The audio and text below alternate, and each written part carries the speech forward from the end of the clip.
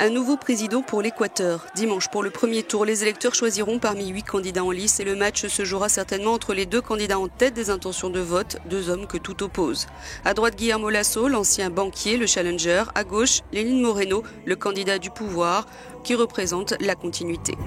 Il compte poursuivre le processus socialiste lancé par Rafael Correa il y a 10 ans, un système qui combine dépenses sociales, impôts et endettement élevé. Lenín Moreno est l'ancien vice-président de Rafael Correa. Je vous le dis à tous, la mission continue. La mission pour les personnes handicapées, oui, mais aussi pour les personnes âgées, les femmes qui ont été abandonnées, les travailleurs domestiques, les enfants, les jeunes, les femmes qui ont été maltraitées.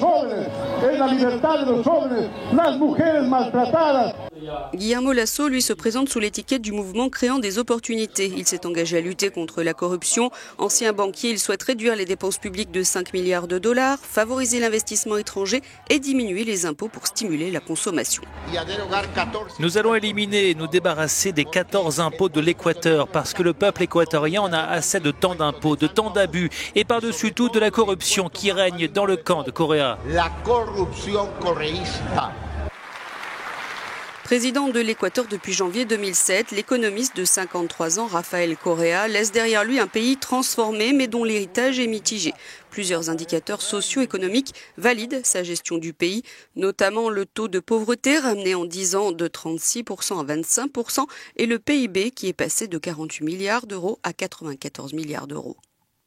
Par contre, le taux de chômage à 5,2% est en hausse.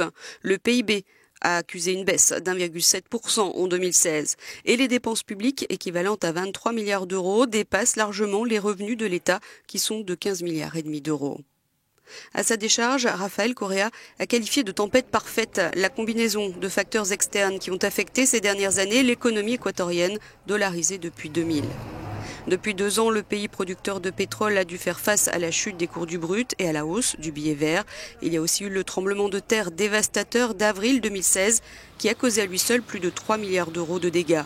Pour faire face, le pays s'est endetté à hauteur de 40% du PIB. Cette course pour la présidentielle est la plus serrée de l'histoire récente de l'Équateur.